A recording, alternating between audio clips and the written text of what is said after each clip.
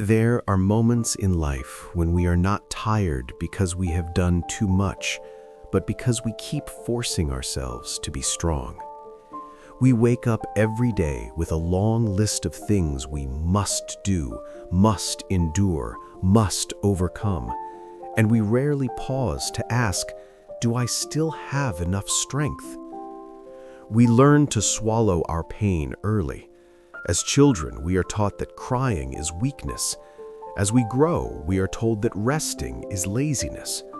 Slowly, we become used to pushing down our exhaustion, as if tiredness were something we are not allowed to feel. But the body and the mind are not machines. They have limits. And when we cross those limits, exhaustion is no longer a passing feeling. It becomes a lingering state, quietly burning inside, making us more irritable, more sensitive, more hopeless, without even knowing why.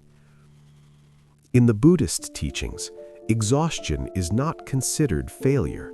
Exhaustion is simply a signal. Just as physical pain warns us that we are overworking our body, mental fatigue reminds us that we are holding on to too much of what we don't truly need. Many people think they are tired because of their circumstances, but if we look deeper, we see that most fatigue comes from a mind that refuses to stop.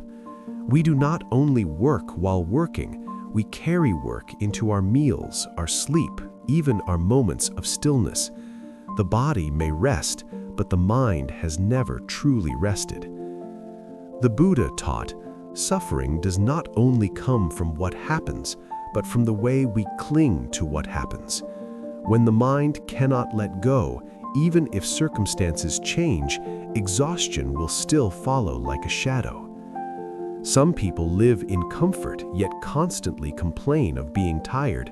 Some do not work excessively hard, yet still feel drained. It is not because they are weak, but because they live under endless expectations. Expectations from family, society, and from themselves. We want to be good. We want to succeed. We want to be recognized. And when life does not match what we hoped for, we do not allow ourselves to slow down. We force ourselves to push harder. That forcing becomes a weight, and the heart grows heavier. In Buddhism, letting go does not mean giving up. Letting go means putting things down at the right time, like a traveler who knows when to stop and drink water. If you keep walking when you are already depleted, you won't go farther. You will simply collapse sooner. Letting go is not abandoning responsibility. Letting go is refusing to torture yourself with unrealistic standards.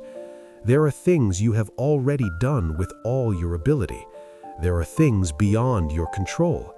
Yet because you cannot accept that, you keep blaming yourself, pressuring yourself, and silently hurting yourself. The Buddha did not teach people to conquer every hardship. He taught people to understand where they are, how much strength they have, and what they truly need in this moment.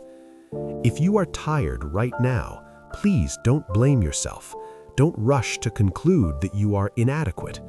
Perhaps you have walked a very long road without realizing it. Perhaps you have been carrying burdens that were never yours to carry. Being tired is not wrong. Being tired is simply a reminder that it is time to treat yourself with more kindness. In Buddhist practice, mindfulness is not something mystical. Sometimes mindfulness is simply knowing, I am tired, and allowing that tiredness to exist instead of pushing it away. When we stop fighting our exhaustion, something quiet and surprising happens. The mind begins to soften, not because the problems disappear, but because we stop fighting ourselves. That is the first step of letting go. There is a truth few people dare to face. Much of our exhaustion does not come from doing too much, but from constantly trying to become someone we are not. We live inside roles that society, family, and circumstances place upon us, And over time, we forget how light it feels to simply be ourselves. Some mornings we wake up not because our body has rested enough, but because duty pulls us out of sleep. We enter the day with a long list of what we must do, must endure, must carry. And at night, when everything finally slows down, we suddenly realize all day long we never truly lived for ourselves, even for one moment. The Buddha did not teach us to escape life, nor to endure until we break. He pointed to a simple path: understand, then release. See clearly, then pause. But because we are so used to forcing ourselves, the word letting go scares us. We fear that if we let go, we will lose, we will fall behind, we will be left behind. In truth, what exhausts us most is not loss, but the fear of loss. We fear losing recognition. We fear no longer being needed. We fear becoming meaningless in others' eyes. And that fear prevents us from putting down even the smallest burden. Some people live in a state of constant tension without realizing it. Their mind is always on guard, always worried, always preparing for what might go wrong. Even when nothing happens, they cannot rest. They think this is being responsible, but in reality, it is a slow, ongoing exhaustion. Buddhism looks deeply into this. The Buddha taught, suffering is not only in what happens, but in how the mind reacts to what happens. In the same situation, one person suffers greatly, another suffers less. Not because one is stronger, but because one does not resist reality. When we resist reality, we spend enormous energy wishing things were different. We wish people understood us. We wish life were easier. We wish the past had never happened. But these wishes aim at what we cannot control. The more we wish, the more we tire.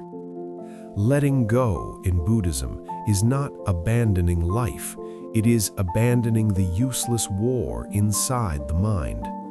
When we stop fighting what cannot be changed, our strength naturally returns. We still work, still carry responsibilities, still care for what matters, but we no longer feel crushed from within. There is a deep kind of exhaustion many people carry, the exhaustion of always pretending to be okay. We smile when we don't feel joy. We say, "I'm fine," while our heart is full of hidden wounds. We fear that if we look weak, we will disappoint others, be judged, or become a burden. So we choose silence, endurance, and carrying everything alone. But the Buddha taught, a practitioner is not someone who never feels pain, but someone who does not run away from their pain. When we dare to look directly at our exhaustion, without judging, without blaming, at that very moment, exhaustion begins to transform. Admitting that you are tired does not make you weaker. It is a sign of awakening. Only when you are still conscious enough do you recognize that you have gone too far. Only when you still have compassion for yourself do you allow yourself to stop. In modern life, many people confuse effort with self-harm. They believe that without pushing themselves, they will fall behind. Without enduring, they will fail. But the Buddha never praised blind austerity. He taught the middle way, the path of living fully without punishing oneself. Sometimes the wisest thing is not to move forward, but to stand still. Stand still to see what you are carrying.